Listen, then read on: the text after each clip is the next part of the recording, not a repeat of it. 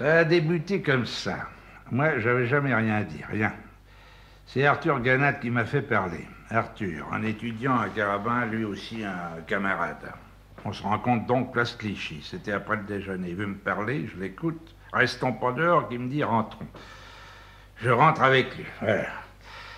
Alors on remarque qu'il n'y avait personne dans les rues à cause de la chaleur. Pas de voiture, rien. Quand il fait très froid non plus, il n'y a personne dans les rues. C'est lui-même que je m'en souviens qui m'avait dit à ce propos. Les gens de Paris ont toujours l'air d'être occupés, mais en fait, ils se promènent du matin au soir. La preuve, c'est que lorsqu'il ne fait pas bon à se promener, trop froid ou trop chaud, on ne les voit plus. Ils sont tous dedans à prendre des cafés crèmes et des bocs. Bien fier alors d'avoir fait sonner ces vérités utiles, on est resté là assis, ravis, à regarder les dames du café.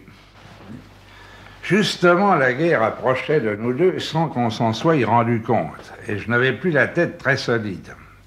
Et puis j'étais ému aussi parce que le garçon m'avait un peu traité de sordide à cause du pourboire. Enfin, bon, nous nous réconciliâmes avec Arthur pour finir, tout à fait. On était du même avis sur presque tout. C'est vrai, t'as raison, somme que j'ai convenu, conciliant, mais enfin, on est tous assis sur une grande galère, on rame tous à tour de bras, tu peux pas venir me dire le contraire. Et qu'est-ce qu'on en a? Rien. Des coups de trique seulement, des misères, des bobards et puis des vacheries encore. On travaille, qu'ils disent. C'est ça encore qui est plus infect que tout le reste de leur travail. On est en bas dans les cales à souffler de la gueule, puant, sointant des rousspignoles, et puis voilà, en haut sur le pont au frais, il y a les maîtres qui s'en font pas avec des belles femmes roses et gonflées de partout sur les genoux.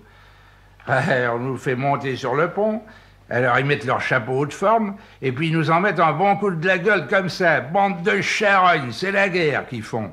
On va les aborder, les saligots qui sont sur la patrouille numéro 2, et on va leur faire sauter la caisse. Allez, allez, il y a tout ce qu'il faut à bord, tous en cœur.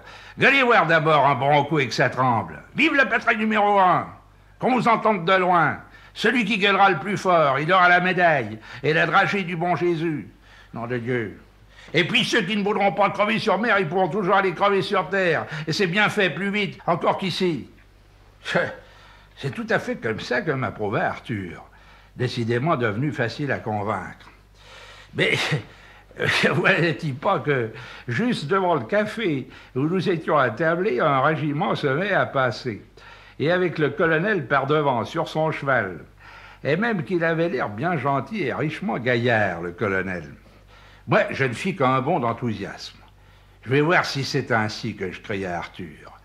Et me voici parti m'engager. Et au pas de course encore.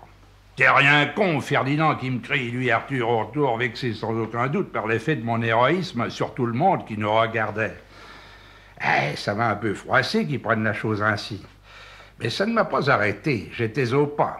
J'y suis, j'y reste, que je me dis. On verra bien, et navet, que j'ai même encore eu le temps de lui crier avant qu'on tourne la rue avec le régiment derrière le colonel et sa musique. Ça s'est fait exactement ainsi.